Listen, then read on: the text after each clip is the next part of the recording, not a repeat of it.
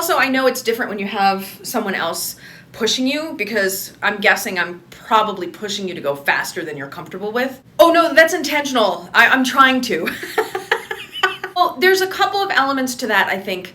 Right now in your practice, because it's so new, you're trying to get the muscle memory down, but also the rate at which you think about what you have to do next is a lot slower than the actual moves. So if you have someone that is facilitating you by pushing you forward faster than you would normally go and bypassing your mind so that you don't have to think, I think you can develop the muscle memory quicker. And I think as a result of that, it flows sooner, because even though you don't know how, somehow your body knows what to do and it like just does it on its own. So I mean, that is the whole point of these follow the flow videos, is so that you get the muscle memory of it without having to like, wait, what do I do next? Wait, what do I do next? Wait, what do I do next? Like that sort of thing.